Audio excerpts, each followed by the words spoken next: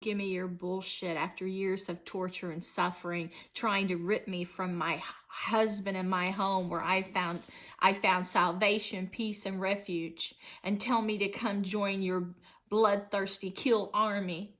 You won't succeed. There's a reason God took me into the light in the past. And you're too broken to realize that you'll lose in the end.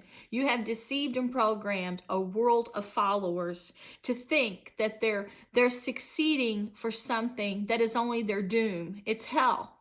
You have brought people to the end of the line in this world.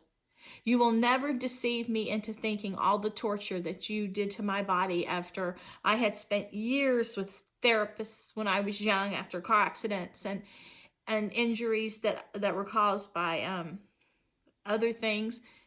You know, you will never show a winner who triumphed through over her handicaps and got enough treatment and strength to live a healthy life that was pain-free after years and years of pain and suffering. You will not get me to hurt my body like you have and to die for the beast. You tell me bleed for the beast, suffer for the beast. This is not the planet of suffering. That's ruin. Suffering leads to ruin. You hate people. Well, look how you treated me. It shows how much you hate humanity. You're a thief. You're not strong. You use slaves. You just program people. When you stole from me, you told me you fed on Christians, but they'll never see you coming. You sneak up on them from behind. And you said you use them as stepping stones. You told me that you didn't believe in God. And at one time you said you destroyed God. I don't believe you. One person lately is controlling things. And what's AE lock mean? Is this being locked? I don't have a clue. I didn't press anything. You're one person who has deceived the whole human race to fall. But I know for a fact that when God took me in his light and when I witnessed the things I did in the past and I met angels, I saw miraculous healing, that I was taken into the light. I saw all kinds of people that overcame tragedy. And you want to deliberately make people suffer after people have overcome horrible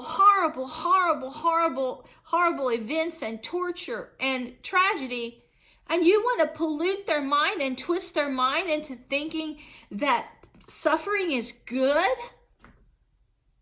You're a liar. You're a thief. You're a killer. You program people. The only one getting rich is you. People need to grow at their own pace, in their own way. You've programmed everyone to be alike. I was taught when I was little by my mother at a young age. When I was small, I was taught to be an individual, to be original.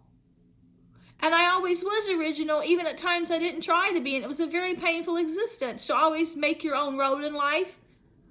You know, I followed her lead, her guidance. And I know she's in heaven today.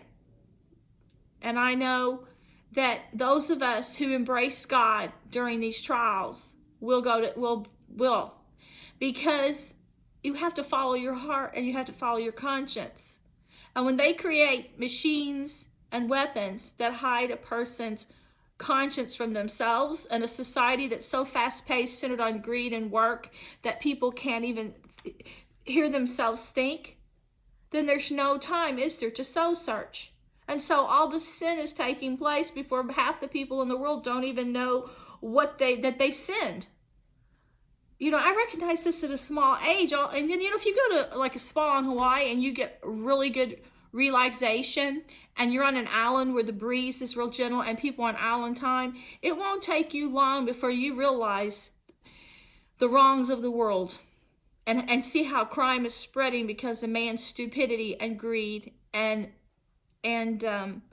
lust for things, hunger. I got my wish, okay? And I'm telling you, I only ever wanted peace. And when God took me there, that's home. And there'll never be any place that compares to God's heaven, to God's peace, to that security.